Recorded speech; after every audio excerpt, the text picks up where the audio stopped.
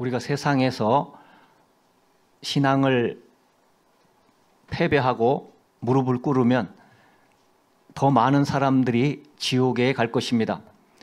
우리가 세상에서 믿음으로 이기면 더 많은 사람들이 천국에 가게 될 것입니다. 우리는 지금까지 된다는 생각보다 안 된다는 생각을 많이 하고 살았습니다. 우리는 지금까지 된다는 말보다 안 된다는 말을 더 많이 하고 살았습니다. 우리는 지금까지 행복한 생각보다 불행한 생각을 많이 하고 살았습니다. 우리는 지금까지 행복한 말보다 불행한 말을 더 많이 하고 살았습니다. 그래서 행복하지 못했습니다. 우리는 하나님을 믿는다고 하면서 더 많이 하나님을 의심하고 살았습니다. 놀라우신 하나님, 기적의 하나님을 믿지 못하고 살았습니다. 성경 말씀은 처음부터 끝까지 기적의 하나님, 놀라우신 하나님을 말씀하고 있습니다. 하지만 이 세상에는 모두가 똑같은 생각을 하고 똑같은 믿음을 가진 사람들이 살지 않습니다. 어떤 사람은 믿음으로 위대하신 하나님을 경험하며 살아가고, 어떤 사람은 하나님을 믿지 못하고 불행한 마음으로 살아갑니다. 그러나 그런 현상은 하나님이 사람들을 어떤 사람은 믿게 하고 어떤 사람은 불신하게 하는 것이 아닙니다. 에덴 동산에서 하나님이 인류의 시조인 아담과 하와에게 자유의지를 주셔서 스스로 믿음 또는 불신을 선택하게 하신 것입니다. 그러므로 인간이 믿음이나 불신을 선택하는 것은 하나님의 책임이 아니고 인간의 책임인 것입니다. 하나님은 모든 사람을 창조하실 때 하나님을 강제로 믿게 하지 않았습니다. 또 강제로 불신하게 하지 않았습니다. 인간을 그렇게 창조하셨습니다. 스스로 믿을 수 있게 하고 또 스스로 불신하게 하는 그런 인간입니다. 천국과 지옥이 존재하는 것도 인간이 천국 가는 삶을 살 것인가 아니면 지옥 가는 삶을 살 것인가를 결단하고 천국을 가야 한다는 것입니다. 그것을 강력하게 뒷받침해 주는 말씀은 모든 성경이 다 그렇지만 그 중에서도 예수님은 거의 모든 설교 내용에 너희는 천국 가는 길에 모든 것을 걸고 천국에 들어가야 한다고 아주 강조를 하고 있습니다. 거의 모든 설교에 그 사상이 들어있어요. 물론 또 예수님은 결코 너희는 지옥에 가서는 안 된다고 강조하고 있습니다. 그러므로 하나님이 천국 갈 사람과 지옥 갈 사람을 아예 이렇게 만들어냈다면 우리 인간의 의지와 관계없이 그렇다면 천국 가라고 할 필요도 없고 지옥에 가라고 할 필요도 없는 것입니다. 오늘 예수님은 너희가 천국에 가야 된다. 결코 지옥에 가지 말라고 우리에게 그렇게 말씀하고 있는 것입니다. 예수님은 우리를 하나님 앞으로 또 천국으로 인도하실 수 있는 유일한 분이십니다. 그래서 우리가 구원을 받으려면, 우리가 살려면, 또 우리가 천국에 가려면 예수님을 사랑하고 믿어야 되고 항상 예수님과 함께 동행해야 하는 것입니다. 예수님을 사랑하지 않고는, 예수님을 믿지 않고는, 또 예수님과 함께 하지 않고는 어느 누구도 천국에 갈 수가 없습니다. 이 천국 가는 길은 시시한 길이 아니에요. 놀라운 길입니다. 주님과 함께 가는 영광의 길인 것입니다. 그래서 이것을 막 말리고 방해하는 자들이 많습니다. 특히 마귀가 우리를 천국에 못 가게 하려고 최선을 다해서 그런 전투, 영적 전투를 거둬버리고 있어요. 그래서 우리도 마귀를 항상 물리쳐야 하고 우리가 주님께 고정하고 또 우리 천국을 향하여 우리는 가야 할 줄로 믿습니다. 우리가 살면서 물론 고난도 있지만 고난은 사실은 기적의 기회고 축복의 기회입니다.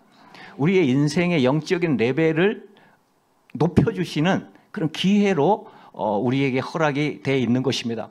우리가 복음 때문에, 주님 때문에 당하는 고난이 없다면 우리는 앞으로 받을 영광도 없을 것이고 상급도 없을 것입니다. 주님이 보시는 것은 어떤 결과를 보시는 게, 너 어떤 결과를 내놔라 이러는 것이 아니고, 주님이 가장 중요하게 보시는 것은 우리 인생의 과정이에요. 과정. 한 발자국 한 발자국 가는 그 과정을 주님은 중요하게 보십니다. 우리는, 인간은 자꾸 결과를 내어 놓으라 그래요. 너 뭐 했나? 어떤 결과. 근데 주님은 그 한 발 한 발, 또 지금 내가 생각하는 것, 오늘 내가 살아가는 것, 이런 모든 과정을 중요하게 보십니다. 주님은 우리가 어떤 상황 속에서도 주님 한 분만을 기뻐하기를 원하세요. 주님 한 분 때문에, 그분 때문에 기뻐해야 돼요. 우리는 세상 것 때문에 기뻐할 수 있어요. 근데 그것은 찰나적인 기쁨이고, 이제 그 기쁨만 가지면 안 돼. 그것도 기뻐할 수 있지만 정말 우리 속에는 주님 한 분 때문에 기뻐하는 그 기쁨이 있어야 우리가 주님을 아는 것이고, 주님이 또 우리를 아시는 것입니다. 우리가 환난이나 고난 속에 있다 할지라도 주님 한 분만으로 기뻐할 수 있기를 바랍니다. 환난이 슬픔이 아니에요. 주님이 기쁨이기 때문에 그 환난이 우리에게 어떤 절망과 고통과 슬픔을 줄 수가 없습니다. 우리는 그것을 극복할 수 있는 사람이고, 우리는 기뻐할 수 있는 사람인 것입니다. 주님은 우리가 하루하루 살아가고 있는 삶의 모습을 다 보고 계십니다. 우리는 우리가 안 보이니까 안 본다고 생각하는데, 모든 것을 세세하게 주님은 다 보고 계시고 알고 계십니다. 또 주님께서 우리에게 보시는 것은 우리에게 맡겨주신 그 사명을, 복음의 사명을 어떻게 이루고 있는지를 보고 계십니다. 그래서 그것으로 우리를 판단하시고 평가하시고 또 칭찬하든지 책망하시든지 합니다. 왜냐하면 요한계시록의 7교회를 보면 반드시 칭찬하는 교회가 있고 책망받는 교회가 있어요. 2교회는 칭찬했는데 5교회는 책망을 하고 있습니다. 그 예수님이 하신 거예요. 예수님이. 만일 우리가, 저나 여러분이 책망받을 때는 주님 앞에 변명이나 핑계를 대지 말고 제일 중요한 게 빨리 회개하고 그 행위를 고쳐야 됩니다.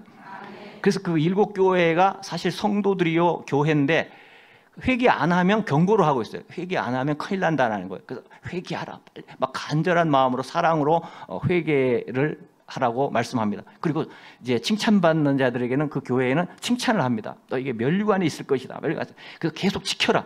면류관을 잃지 않도록 계속 지키라고 또 그렇게 말씀하십니다. 자, 주님이 책망하시는데도 만일 그 행위를 고치지 않으면 그 사람은 발전할 수가 없어요. 발전이나 성장을 할 수가 없고, 그것이 계속되면 그의 인생이 대단히 위험해집니다. 위험에 처하게 돼요. 그래서 예수님의 복음서 말씀에도 계속 칭찬하시는 말씀이 있고 책망하시는 말씀이 있어요. 저는 이제 그 말씀을 이제 은혜를 받으면서 이제 그런 생각을 했어요. 야, 책망을 받으려면 그날에 받으면 큰일 나겠다. 내가 책망 받을 거 있으면 지금 받아야 되겠다. 지금 받고 고쳐야지. 주님 앞에 갔을 때는 고칠 수가 없어요. 그때 책망은 이제 마지막이기 때문에 이제 그것이 우리에게 이제 잘못하면 어두운 그런 결과를 낳게 될 수 있습니다. 그렇기 때문에 지금 받을 건 받고 지금 고칠 건 고치자. 이제 이것이 가장 지혜로운 것이구나 하는 생각을 했습니다. 그래서 저는 그렇게 살아가고 있고요. 주님은 우리를 볼 때 외모를 보고 판단하지 않으십니다. 주님이 가장 기뻐하시는 것을 우리가 알아야 돼요. 우리가 하나님의 자녀이기 때문에 아버지의 마음을 알아야 되지 않습니까? 주님이 가장 기뻐하시는 것은 우리가 어떤 상황 속에서도 주님께 목숨을 걸고 최선을 다하는 것을 주님이 가장 기뻐하세요. 그래서 제 인생에서도 자꾸 그걸 짚어주셔요. 너 언제 정말 내가 너를 기뻐했다 정말. 그리고 너는 그런 자세로 살아야 한다. 이렇게 말씀을 하십니다. 또 주님은 우리가 믿음으로 행할 때 기뻐하십니다. 우리가 믿음으로 행할 때 기적을 베풀어 주십니다. 그러니까 믿음이 중요해요. 또 믿음이 굉장히 중요합니다. 주님은 믿음을 중요하게 생각하십니다. 그래서 그 12제자가 믿음이 없을 때 주님이 아주 탄식하시면서 책망하십니다. 그 책망하시는 그 내용이 굉장히 아주 엄하게 하세요. 믿음이 없다고 막 책망을 하십니다. 그리고 그 후에 너희들에게 믿음이 있다면 놀라운 일이 일어날 것이라고 주님은 항상 말씀을 하십니다. 사실 성도들은 모든 것을 가진 자입니다. 성도는 하나님의 뜻 안에서 모든 것이 가능한 것입니다. 우리가 나쁜 것도 가능하면 안 되잖아요. 그러니까 하나님의 뜻 안에서, 성경 안에서 모든 것이 가능한 자가 우리 성도들이에요. 정말 복받은 자들입니다. 복된 자들이고, 자, 그것에 대한 실질적인 가장 큰 증거는 성령과 기도예요. 성령과 기도를 우리에게 주셨다라는 것입니다. 성령님이 누구? 우리에게 주신, 신약 성도들에게 주신 성령님은 누구입니까? 바로 하나님이십니다. 성령님은 삼위일체의 성령 하나님이에요. 삼위일체 성. 왜 신약 성도들에게 성령님이 오셨습니까? 이것은 하나님이 영으로 또 인격으로 능력으로 우리 안에 오신 거예요. 그러니까 그 하나님이 영으로 우리 안에 계신 것입니다. 그러니까 이분만 우리가 동행하고 붙잡으면 우리에게 놀라운 일이 일어나, 우리 인생이 바뀌어지고 놀라운 인생이 되는 것입니다. 그래서 예수님이 나의 하는 일을 저도 할 것이요 또한 이보다 큰 것도 하리니, 이 말씀이 그 말씀이에요. 바로 우리 안에 하나님이 오셨다라는 거예요. 예수님이 오셨다라는 것입니다. 그래서 사도행전 1장 8절 예수님의 말씀, 오직 성령이 너에게 임하시면 너희가 권능을 받고, 그 성령님이 권능도 나타내시는 분이에요. 권능만 나타내시는 분이 아닌데 권능이 나타난다는 거예요. 그래서 그 권능이 어떻게 나타나느냐, 예루살렘과 온 유대와 사마리아와 땅끝까지 이르러 내 증인이 되리라 하시니라. 증인이 된다라는 거, 복음의 증인. 성령님이 우리에게 제일 큰 목적이 땅끝까지 능력의 증인이 될 수 있다는 것입니다. 우리가 땅끝까지 선교할 수 있도록, 또 땅끝까지 세계 선교할 수 있도록 성령님이 내 안에, 우리 안에 오신 거. 사실 그거가 제일 중요한 목적이에요. 성령님이 오신 게. 우리한테 성령님이 오셨는데, 이걸 잘 어떻게 이용할까? 이용해서 어떻게 부자가 될까? 부자 되지 말라는 말이 아니에요. 근데 목적이 그렇게 되면 안 된다라는 거예요. 하나님이 너는 부자 될 그릇이다 하면 부자가 돼야 돼. 근데 성령님을 부자 되는데 이용하지는 말아야 된다라는 거예요. 성령님이 누구냐? 복음 전하기 위해서 우리에게 오신 분이에요. 그래서 어떤 사람은 부자가 되게 해서 또 물질로 선교할 수도 있고, 어떤 사람에게는 또 어떤 능력을 주셔서 능력으로 또 할 수도 있고, 그렇게 성령님이 그래서 오신 것입니다. 자, 바울도 모든 믿음의 선배들도 바로 이 성령님과 함께 세계 선교를 한 거예요. 바울이 잘나서 한 것이 아니고 믿음의 선배들이 어떤 세상 것으로 한 게 아니고 오로지 성령님만 의지하는 자를 하나님은 쓰시는 거예요. 세상 것 의지한다 하나님의 종이, 그러면 쓸 수가 없어요. 하나님이 쓰지 않습니다. 자기 일을 하고 있는 것이지. 성령님만 의지해야 돼. 우리 힘만으로 한다면 선교는 백전백패예요. 만일 내 힘으로 했는데 됐다 하면 그건 하나님의 일이 아니에요. 그건 자기가 한 거지. 어떤 인간의 일이죠. 성령님이 함께 해야만이 선교의 백전백패, 하나님이 인정해 주신다라는 것입니다. 그런데 성령님이 함께 하지 않는다면 백전백패하고, 우리의 힘으로 하면 백전백패, 성령님으로 하면 백전백승 할 것입니다. 그러니까 하나님이 그 어떤 결과물을 보지 않고 성공으로 인정하셔요. 우리가 성령님으로 하면 최선을 다하고, 아까도 말씀드렸듯이 목숨 걸고 최선을 다하면 그 인생은 하나님이 최고의 축복을, 천국에서 최고의 그런 상급을 주실 것입니다. 하나님의 가장 큰 관심 중에 하나는 선교예요. 왜 선교로에 관심이신가? 영혼을 구원하겠다는 거예요. 한 영혼이라도 구원하는 것이 이 선교의 목적 아닙니까? 만약 우리 교회가 선교에 관심이 없었다면 하나님께 관심 없는 교회가 되었을 것입니다. 근데 하나님이 우리 교회를 관심을 갖고 계시는 거 알잖아요. 우리가 모든 증거를 통해서. 다른 영혼이 구원받는 것에 대한 관심이 없는 것은, 그것은 옳은 것이 아니고 잘못된 것입니다. 내 자유야. 그러나 그게 아니에요. 잘못된 거예요. 하나님 앞에서 잘못된 것입니다. 그건 구원받은 자의 모습이 아닙니다. 구원받은 자는 당연히 다른 영혼이 구원받을 수 있도록 나의 남은 생애를 최선을 다해야 돼요. 최선을 다해. 그 하나님이 그렇게 살기를 원하시는 것입니다. 그것이 천국 가는 길이고 주님이 기뻐하시는 길입니다. 만약 사명 감당 안 한다, 성경에 보면 예수님이 말씀에 사명 감당 안 하는 사람은 나중에 책망받아요. 책망. 주님 오실 때. 나와 성경에 다 너무 구체적으로 나와 있습니다. 우리는 주님이 기뻐하시는 길을 가야지 주님이 슬퍼하시는 길을 가서는 안 됩니다. 우리가 주님께 기쁨을 드려야지 주님께 슬픔이 되는 그런 삶을 살아서는 안 된 것입니다. 우리가 천국 가는 삶을 살 때 주님은 우리 앞에 놀라운 길을 이렇게 만들어 주십니다. 놀라운 게 천국 가는 삶을 살 때, 주님을 따라갈 때, 주님과 동행할 때 우리 인생의 앞길에 놀라운 길을 내십니다. 자기도 깜짝 놀랄 거예요. 자기가 깜짝 놀랄 앞길을 하나님께서 예비하십니다. 그것이 드러날 때는 깜짝 놀라게 돼요. 하나님은 이스라엘 백성들에게 가나안 땅을 주실 때 주시겠다고 약속한 땅이지만 많은 사람들이 거기서 넘어져요. 약속 받았다고 이제 그냥 됐어, 올 거야. 근데 가나안 땅을 약속하셨는데 그냥 가서 주워 먹는 식으로 얻게 하지 않으셨어요. 과정을 겪게 하시면 하나님 반드시 누구를 위한, 우리를 위해서 과정을 겪게 하세요. 위기의 과정도, 또 기도의 과정, 수고의 과정, 이 목숨 걸고 전쟁하는 과정도 다 겪게 하십니다. 하나님은 도깨비 방망이 식으로 역사하지 않아요. 뭐 나와라 뚝딱 이렇게 하지 않아요. 반드시 우리가 믿음으로 순종하게 하고 행하게 하셔서 거기에 역사하시는 것입니다. 그 이유는 우리를 믿음으로 성숙하게 하시고 우리에게 상급을 주시기 위함이에요. 자, 주님이 자 뚝딱 금나라 뚝딱 모든 거 다 뚝딱뚝딱 해요. 그럼 우리가 뭐 받을 게 있어? 우리가 과정 속에서 그것을 주님이 인정해 주시는 것입니다. 근데 잘 생각하셔야 돼요. 그 과정의 값으로 상급을 주시는 건 아니에요.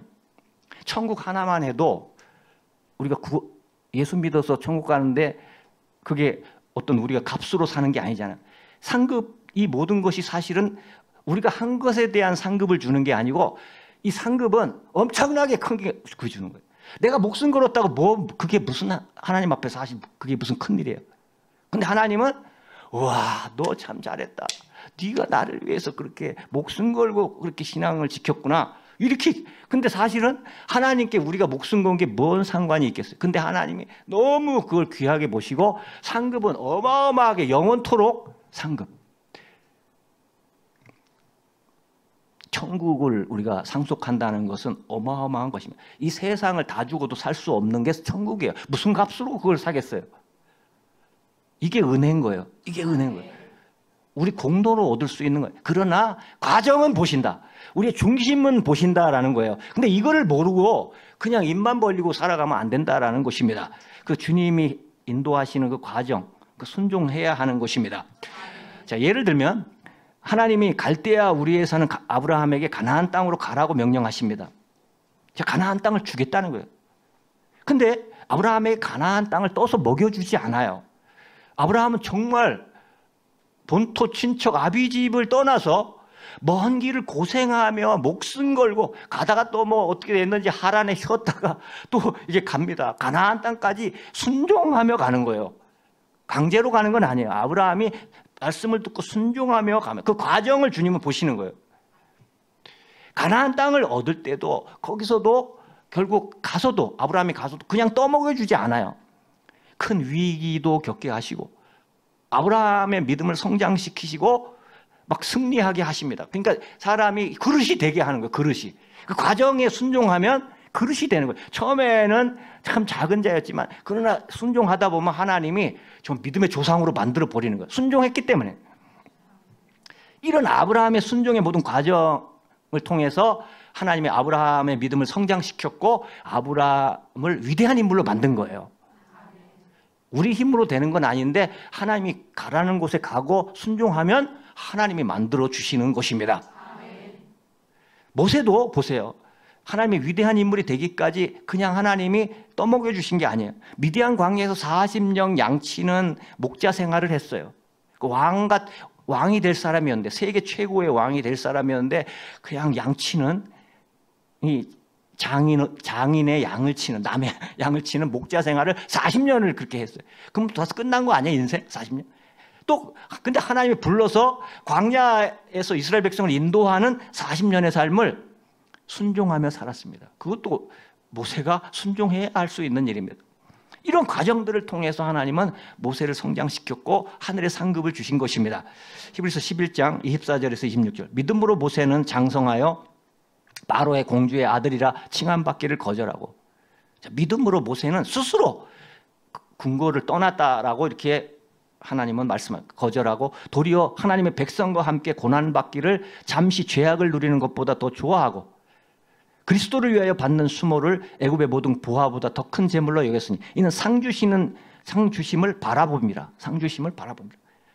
자, 모세도 그 하늘의 상을 위하여, 천국을 위하여, 하늘의 상을 위하여 그는 세상 죄악의 삶을 벗어나서 이제 주님께 순종했다라는 거예요. 근데 순종하는데 고난이 있었습니다. 그래도 하늘의 그 보화를 땅의 보화보다 더 크게 생각해서 큰 재물로 여겨서 그 길을 자기가 갔다라는 것입니다. 그래서 모세도 믿음으로 더욱 성장했고 하늘의 큰 상급을 받게 된 것입니다. 하나님은 반드시 이런 순종의 과정을 통해서 우리를 천국으로 인도하십니다.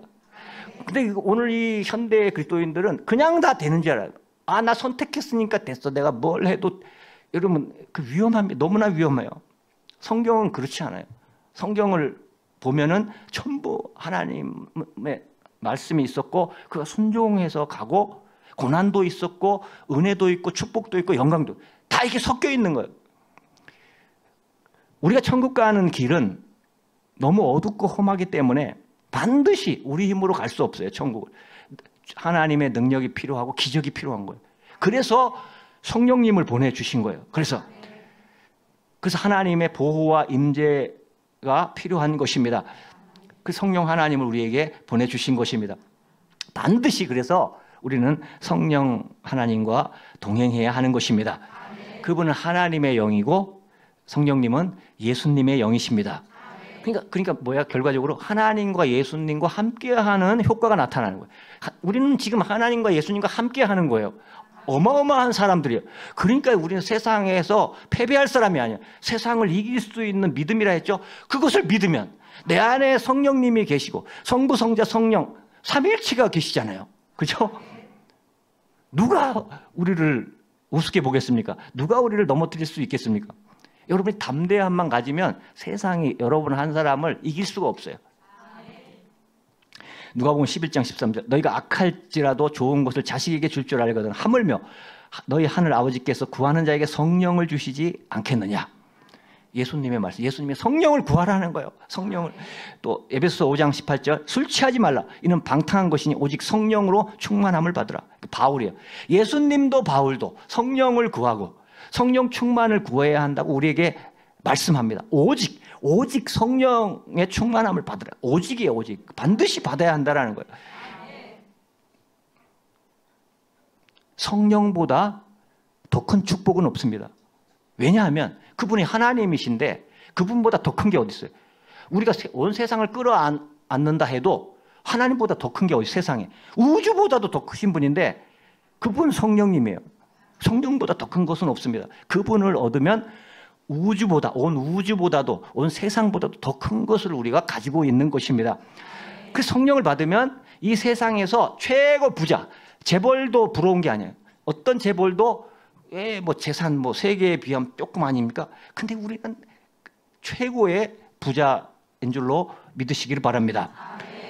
부족함이 없는 사람이 된 것입니다. 그래서 이 바울도 내가 부족함이 없으리로다. 여호와는 나의 목자시니 내가 부족함. 그게 사실이에요. 그것이 진정한 믿음이고 그것이 실제를 본 것입니다. 그분은 하나님이고 그분에게는 없는 것이 없기 때문입니다. 자, 그러면 이제 성령. 기도가 왜 중요합니까? 성령과 성령 충만을 받으려면 기도해야 하기 때문입니다. 성령과 성령 충만을 받는 방법이 여러분 잘 생각하셔야 돼요. 기도 말고 다른 방법이 있습니까? 없습니다. 자, 어떤 사람은 나 기도 안 하다가 뭐 누가 이렇게 했는데 성령 갑자기 뭐 은혜가 됐다 이렇게 말하는 사람. 자, 잠시 타의에 의해서 성령을 맛볼 수는 있어도 성령의 통치를 유지할 수 있는 방법은 기도밖에 없어요. 그 하나님이 타의에 의해서 성령을 맛보게도 해요.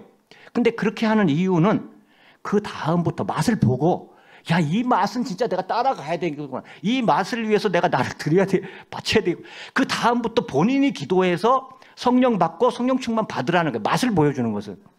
자, 마트에서 조금 이렇게 맛 보여주면 그 왜 맛 보여줘요? 이 맛보고 끝나라는 게 아니잖아요. 사라고. 맛을 본 후에 그 음식을 계속 사서 먹으라는 것입니다. 음식을 조금 맛보는 것으로 해결될 수 있겠습니까? 맛을 본 후에 그 음식을 사서 계속 먹어야 내 양식이 되고 내가 살아갈 수 있는 거예요. 똑같은 거예요. 성령도. 그 성령도 내가 타의에 의해서 맛보고 그냥 끝난다면 그것으로 어떻게 천국 갈 수 있어요? 그것으로 어떻게 험한 세상을 승리하고 살 수가 있어요? 맛만 찔끔 보고. 그것은 불가능한 일인 것입니다. 성령님과 함께 해야 가능한 것입니다. 성령님과 함께 하려면 반드시 기도해야 합니다. 자, 기도는 어떻게 해야 합니까? 첫째는 날마다 기도의 무릎을 꿇는 시간을 가져야 돼요. 시간을 내서 기도해버려. 그러면 얼마큼 합니까? 그건 자기가 정하는 거예요. 몇십 분이든지 뭐 10분이든지 몇십 분이든지 몇 시간이든지 자기가 정해서 하나님 앞에서 자기가 정해서 날마다 그 시간을 주님 앞에 드리는 것입니다. 둘째는 또 성경에 보니까 항상 기도하라 말씀하고 있어요. 내가 무릎 꿇고 기도하는 시간도 있어야 하지만 그 시간 말고 나머지 시간은 그럼 어떻게 해요? 나머지 시간은 세상적으로 살아요? 아니잖아요. 나머지 시간은 기도하는 자세로 사는 거예요. 주님을 모시고. 저는 예를 들면 제가 군대 생활을 할 때 하루 종일 계속 기도하는 자세로 살아요. 주님. 군대에서는 기도 시간을 낼 수가 없어요. 우리 부대는 너무 막 일이 많고 바빠서 그냥 계속 기상하면 그때부터 주님, 그리고 어디 가도 주님, 내가 기합을 받아도 주님, 매를 맞아도 주님, 무조건 주님이에요. 근데 모든 것에서 하나님께서 승리하게 해주시더라고요. 그러니까 쉬지 말고 기도해야 승리하게 되더라고요. 그래서 그 부대, 강한 부대가 결국 저를 하나를 어떻게 못하고 이제 제 신앙에 다 굴복을 했어요. 저를 신앙으로는 꺾지 못하는 거예요. 우리의 육체가 숨을 쉬지 않으면 점점 질식해서 죽어가듯이 우리가 기도하지 아니하면 우리 영혼이 점점 힘들어지고 점점 죽어가게 되는 것입니다. 더 무서운 거예요. 우리의 영혼이 더 무서운 거예요. 잘못되면. 그래서 기도를 영의 호흡이라고 말하는 것입니다. 우리 육체의 산소 공급이 안 되면 점점 건강을 잃어가듯이 우리 영의 기도의 산소 공급이 안 되면 우리 영이 점점 건강을 잃어서 죽어가게 될 것입니다. 그러므로 우리는 날마다 무릎을 꿇고 기도하는 시간도 가져야 되고 그 외의 시간은 학교 생활, 직장 생활 등등 다른 생활은 계속 기도하는 자세로 살아야 돼요. 그럼 기도만 하면 딴 일 어떻게 하냐? 그 다 할 수 있어요. 군대 생활 했잖아. 군대 생활 모범적으로 했어요. 나는 요령도 안 피고 진짜 최선을 다해서 했어요. 무슨 일을 하든지 마음을 다하여 죽게 하듯 하고 그 성경을 내가 외우고 있었기 때문에 군대 가서도 최선, 청소, 바닥 그때는 열악해서 바닥도 꺼끌꺼끌해. 그거 미신하우스 하고 그냥 철저하게 하는 거예요. 주님이 보고 계셨어요. 주님이 칭찬하시더라고요. 이것이 성경에서 말하는 기도하는 삶인 것입니다. 그래서 기도할 때는 조심해야 될 것은 시간 때우는 식으로 해서는 안 돼. 오늘도 또 1시간 때워야 이렇게 해서는 옳지 않습니다. 기도할 때는 주님이 정말 지금 나와 함께 하심을 믿고 인격적으로 그 주님을 바라보며 기도해야 돼. 지금 내 곁에 계시다, 내 안에 계시다 하고 그 주님을 생각하며 실질적으로 그렇게 기도해야 됩니다. 마음 없는 기도가 아니고 간절한 그런 마음으로 또 간절한 그 믿음으로 기도해야 합니다. 제일 중요한 기도가 여러 가지 기도가 많지만 제일 정말 우리가 빼놓지 않고 기도의 기둥이 되는 게 뭐냐? 하나님의 영광을 위하여 기도해야 되고 또 하나님의 나라를 위하여 보이지 않지만 지금 세상에는 하나님의 나라가 있어요. 하나님의 나라를 위하여 그리고 주님이 가장 지금 안타까워하고 우리에게 원하는 건 더 많은 영혼을 구원받도록 주님이 원합니다. 그 기도를 해야 합니다. 주님, 더 많은 영혼이 구원받게 해주십시오. 그 도구로 저를 사용해 주십시오. 모퉁이에 한 모퉁이라도 저를 써주십시오. 이러면 주님이 너무너무 기뻐하세요. 그러면 그렇게 안 써. 귀하게 쓰지. 그렇게 기도합니다. 이것이 우리의 기도의 핵심 기둥이 되어야 합니다. 기둥이에요. 그게 다는 아니, 그게 제일 중요해요. 그걸 놓치면 안 돼요. 이런 기도를 드린다면 하나님이 그 인생을 반드시 귀하게 쓰시고 놀라운 일을 그를 통하여 이루실 것입니다. 위대한 인생으로 그를 축복하실 것입니다. 천국 가면 위대한 인생이 되는 거예요. 그런 사람. 오늘 본문에서 하나님께서 이스라엘 백성에게 젖과 꿀이 흐르는 약속의 가나안 땅을 주시면서 먼저 범람하는 그 요단강이 갈라지는 기적의 역사를 이루어 주십니다. 요단강이 범람할 때는 거기 들어가면 빠져 죽어요. 막 요단강이 그 물살이 세서 들어갈 수가 없어요. 근데 그걸 하나님이 이제 갈라주신 그런 역사가 일어났습니다. 실제로 역사 속에서 하나님은 하나님의 백성이 하나님을 믿고 따를 때 기가 아주 그 어떤 세상에 다 안 된다. 야, 이거는 넘을 수 없다. 이건 갈라질 수 없다. 이렇게 하는 것. 정말 가로막힌 불가능의 장벽을 하나님은 무너뜨립니다. 정말 하나님을 믿고 따를 때, 순종할 때 그것이 장벽이 무너지는 역사가 일어납니다. 세상에는 장벽이 많습니다. 인간이 넘을 수 없는 장벽이 너무나 많아요. 물론 작은 것이지만 그런 게 세상에는 너무너무 우리 인생을 살면서도 그런 장벽을 만납니다. 하지만 하나님의 백성이 하나님을 믿고 따를 때 그분은 위대하신 분이시기 때문에 그 어떠한 불가능한 장벽도 하나님의 때가 되면 반드시 무너집니다. 그러니까 우리가 실망하지 않고 기도하고 주님과 함께 우리가 가야 하는 것입니다. 하나님의 백성에게 장벽은 기적의 기회요, 축복의 기회입니다. 왜 그 장벽이 나에게 있는가? 내 인생에 하나님이 거기서 나타나시려고, 기적을 베푸시려고 있는 거예요. 또 그것을 통해서 축복을 주시려고 있는 거예요. 사람이 그 신앙이 좋은 사람을 그 인생을 살펴보면 반드시 어려움이 있었어요. 장벽이 있어요. 그거를 하나님께 기도하여 또 믿음으로 이겨낼 때 그 사람이 훌륭한 사람이 되는 것입니다. 하나님 앞에 우리가 하나님의 약속을 붙잡고 믿음으로 전진하면 하나님께서는 반드시 때가 되면 이루시는 것입니다. 자, 이스라엘 백성이 출애굽할 때 가로막힌 홍해도 하나님의 큰 역사를 이루기 위한 도구인 거예요. 도구지 그게 우연히 있는 것도 아니고 그것이 그냥 있는 것도 아니고 하나님께서 그 홍해를 통해서 하나님의 영광을 나타내려고 하신 것입니다. 하나님의 기적을 나타내시는 것입니다. 똑같은 거예요. 우리 인생도 어떠한 난관이 있어도 그것은 하나님께서 기적의 기회로 바꾸는 것입니다. 우리가 기도한다면, 우리가 하나님을 붙든다면 기적이 일어나게 될 것입니다. 출애굽기 14장 16절에서 18절. 지팡이를 들고 손을 바다 위로 내밀어 그것이 갈라지게 하라. 이스라엘 자손이 바다 가운데서 마른 땅으로 행하리라. 내가 애굽 사람들의 마음을 완악하게 할 것인즉 그들이 그 뒤를 따라 들어갈 것이라. 내가 바로와 그의 모든 군대와 그의 병거와 마병으로 말미암아 영광을 얻으리니, 하나님의 영광을 얻기 위함인 것입니다. 내가 바로와 그의 병거와 마병으로 말미암아 영광을 얻을 때에야 애굽 사람들이 나를 여호와인 줄 알리라 하시더니, 우리가 어떤 장벽을 극복할 때 이제 옆에 있는 세상 사람도 그것을 보게 됩니다. 그래서 정말 하나님은 살아계시구나, 이것을 보게 되는 거예요. 그렇기 때문에 그러한 어떤 장벽이 올 때 이것은 나에게 온 기회라고 여러분 생각하고, 내가 이 기회를 통해서 하나님의 영광을 나타내보자, 내가 기적을 체험해보자, 또 하나님의 축복을 체험해보자 하면 그것이 맞는 것입니다. 하나님은 이스라엘 백성들을 구원하기 위해서 홍해가 갈라지는 기적을 행하셨고, 또한 이스라엘 백성들을 멸하려는 그 시대의 세계 최강의 그 군대를 수장시켜 심판하는 도구로 홍해를 사용하신 것입니다. 그래서 구원하기 위한 도구도 되고, 또 그들을, 하나님의 백성을 죽이려는 그들을 심판하는 도구로 이 홍해를 쓰신 것입니다. 이스라엘 백성들은 홍해가 갈라져서 그 바닥이 드러난 그 하나님이 내신 길로 홍해를 건너갔습니다. 그 바다가 어마어마하지 않습니까? 바다. 근데 그 길이 난 것입니다.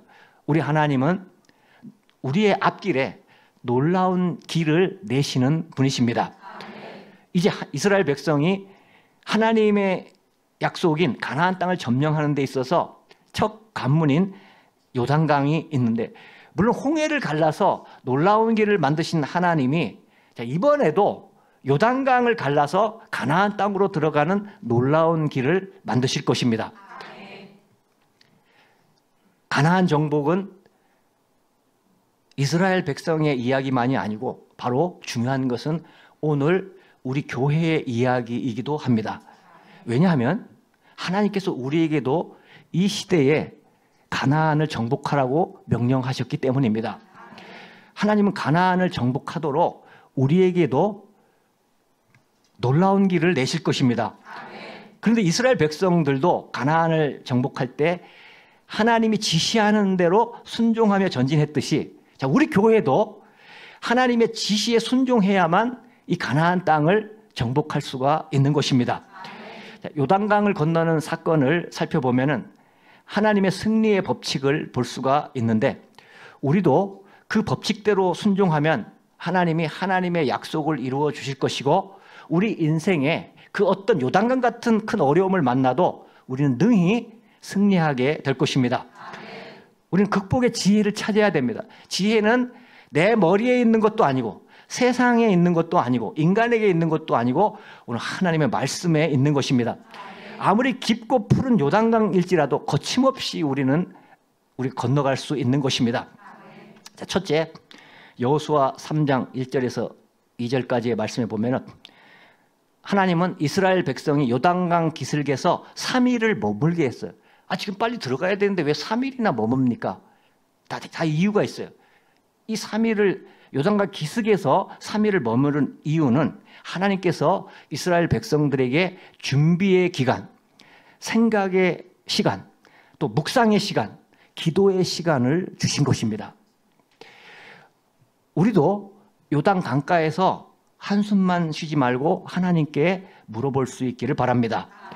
우리 생각 속에 이걸 열어놔야 돼요. 하나님이 들어오셔서 숨 쉴 공간을 열어놓아야 하는 것입니다.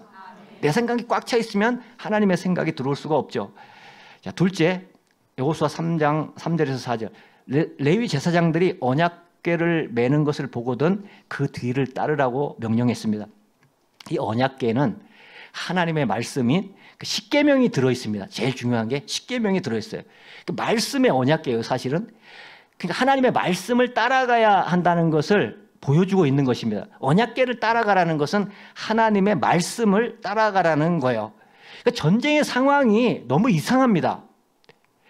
전쟁은 칼과 창으로 무장해서 싸워야 되는데 이 전쟁은 칼과 창으로 싸울 수 없는 제사장들이 무거운 언약궤를 메고, 굉장히 그 언약궤가 무겁답니다. 그래서 제사장들이 그 무거운 언약궤를 메고 거기를 들어갑니다. 이상한 전쟁입니다. 누가 전쟁할 때 이런 행동을 하겠습니까? 정말로 기이한 행동입니다. 이것은 가나안 땅을 정복하는 것이 군사력의 문제가 아니고 신앙의 문제, 믿음의 문제라는 것을 보여주고 있는 대목입니다. 사실 그렇습니다. 전쟁의 승패는 하나님께 달렸기 때문에 사실은 이 세상의 모든 돌아가는 것이 하나님의 손에 달린 것입니다. 우리가 그냥 세상 현상만 보고 사니까 그렇죠. 세상을 보고 삽니다. 우리는 또 세상을 많이 믿고 살아요. 그러나 하나님께 달린 것입니다. 가나안 정복은 하나님의 손에 달린 것입니다. 그래서 신앙의 문제예요. 창과 칼로 할 수 있는 것이 아닙니다. 가나안 전쟁이 전술과 전략의 문제가 아니고 하나님의 말씀을 의지하고 순종해야만이 해결될 수 있는 전쟁, 또 승리할 수 있는 전쟁인 것입니다. 우리가 살아가는 세상도 사실은 마찬가지예요. 하나님의 말씀에 순종할 때 우리는 승리할 수가 있는 것입니다. 우리가 세상을 살아갈 때 요단강 같은 큰 장벽이 나를 가로막고 가나안 같은 그런 치열한 육적, 영적 전쟁이 엄습해와도 그 해결책은 세상적인 방법이 아닙니다. 하나님께 대한 신앙, 하나님께 대한 믿음, 하나님께 대한 순종에 있음을 기억하시기 바랍니다. 세 번째, 여호수아 3장 5절에 보면 성결함을 유지해야 한다는 것입니다. 여호수아가 또 백성에게 이르되 너희는 자신을 성결하게 하라.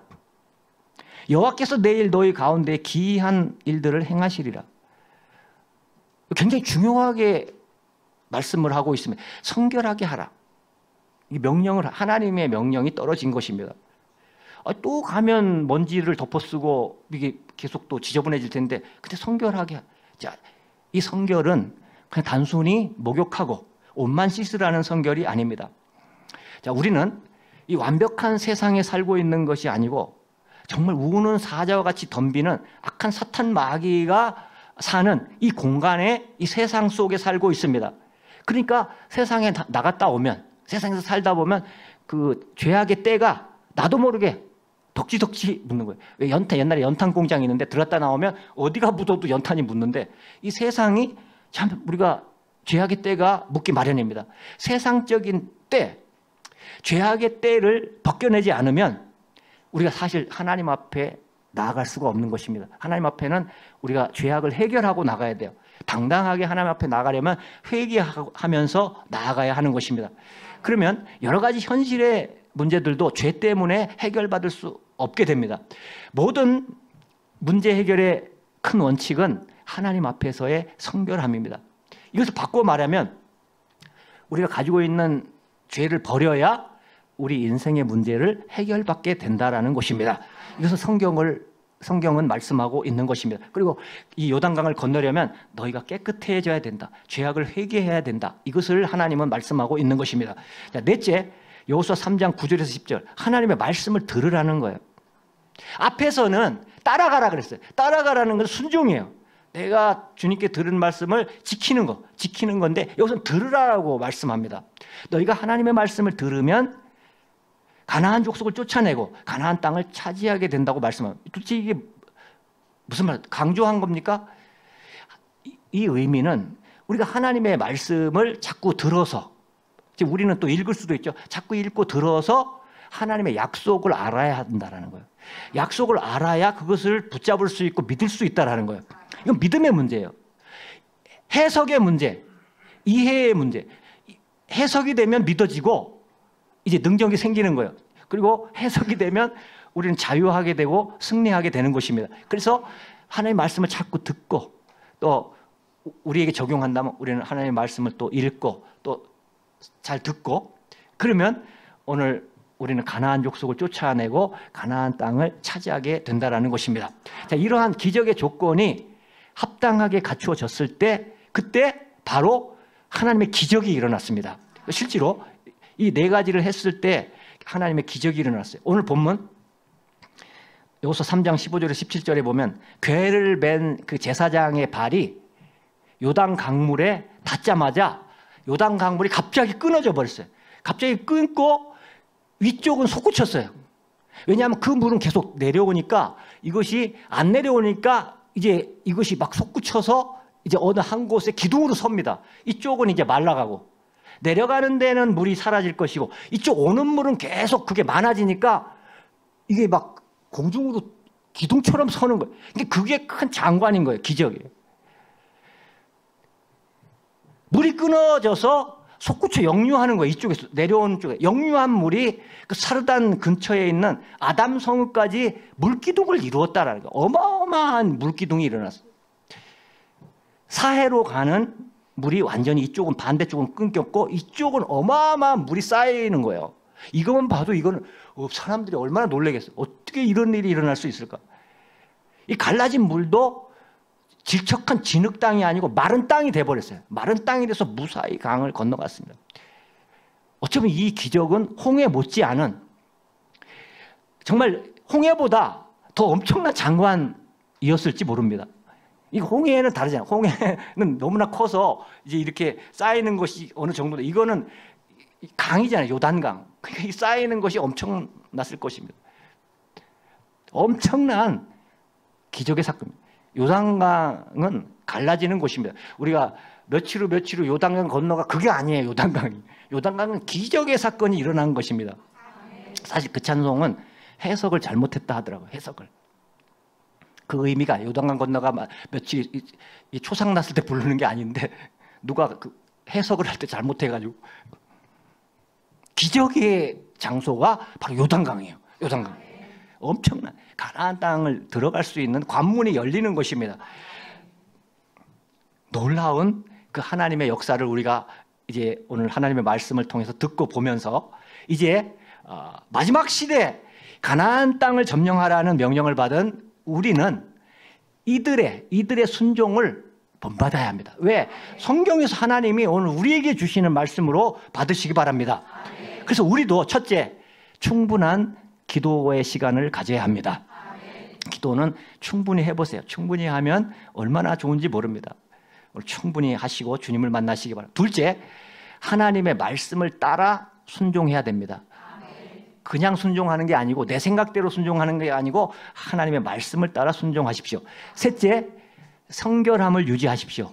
죄악을 회개하라는 거예요. 죄가 있을 때 회개하고 그래야 하나님을 만날 수 있습니다. 넷째, 하나님의 말씀을 들으십시오. 그리고 교회 와서 설교 시간에 잘 들으시기 바랍니다. 또 집에서는 성경을 또 잘 읽으시기 바랍니다. 자, 이 조건을 충족시키며 가나안을 정복하는 우리 모두가 될 수 있기를 축원합니다. 기도하시겠습니다.